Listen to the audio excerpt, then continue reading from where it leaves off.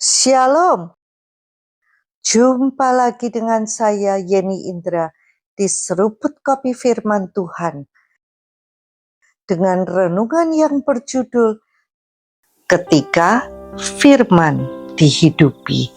Francis Perkins tidak pernah bermimpi menjadi orang berkuasa. Ia hanya ingin hidup benar, setia pada nurani dan imannya. Namun justru dari situ Tuhan memakainya mengubah wajah Amerika. Sebagai gadis muda, Francis tumbuh dengan banyak pertanyaan. Mengapa ada orang miskin padahal mereka rajin dan jujur? Ayahnya berkata orang miskin malas dan lemah. Tetapi di hati kecilnya, Francis tahu itu tidak benar. Kebenaran tidak diukur dari banyaknya harta, tapi dari cara seseorang menghargai sesamanya. Keyakinan sederhana itu kelak menjadi fondasi seluruh hidupnya. Ketika berkuliah di Mount Holyoke, ia mengambil jurusan fisika, aman, terhormat, sesuai dengan harapan keluarga.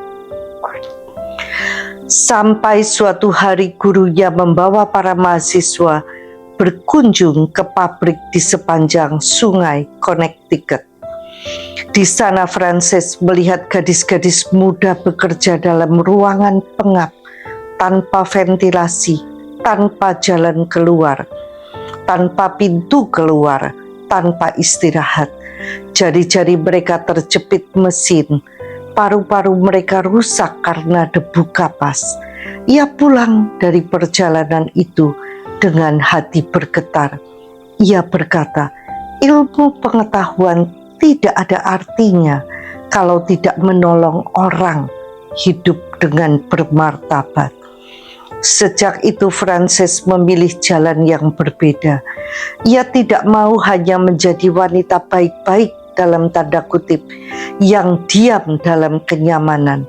Ia belajar ekonomi dan sosiologi di Columbia University, meneliti kemiskinan di Hell's Kitchen, tempat orang-orang hidup di pinggir maut setiap hari. Keluarganya menentang keras, tapi Francis tidak peduli apa kata orang.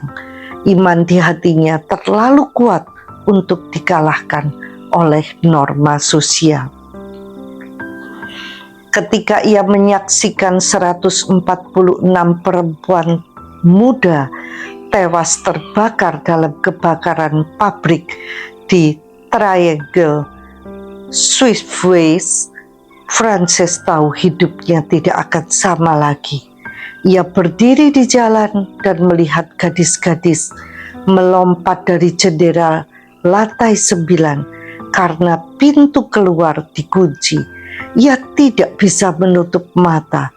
Ia berjanji kepada Tuhan, kematian mereka tidak akan sia-sia. Janji itu menjadi panggilan hidup. Francis memperjuangkan undang-undang keselamatan kerja, jam kerja maksimal, dan hak-hak buruh. Ia tidak hanya marah, tapi bertindak. Ia membawa bukti, data, dan hati nurani ke ruang-ruang rapat penuh pria berkuasa. Mereka menertawakannya, menyebutnya keras kepala, bahkan menjulukinya wanita yang tidak wajar.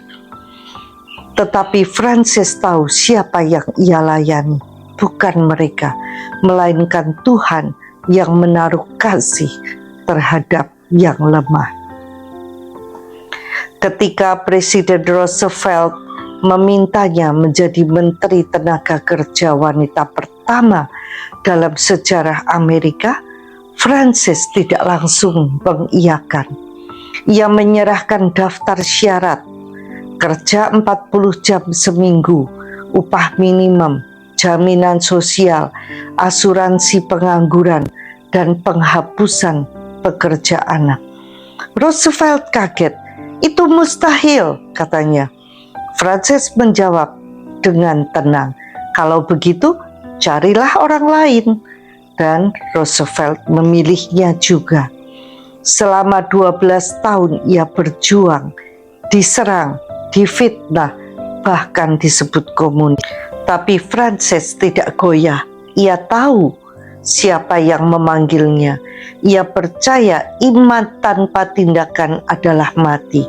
Firman Tuhan berkata, apapun yang kamu lakukan untuk salah seorang dari saudaraku yang paling hina ini, kamu telah melakukannya untukku.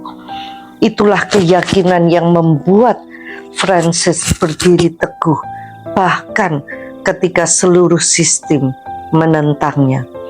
Hari ini, setiap kali kita menerima gaji dengan upah lembur, menikmati akhir pekan, atau melihat pintu keluar darurat di gedung, itu semua warisan dari perjuangan Frances Perkins.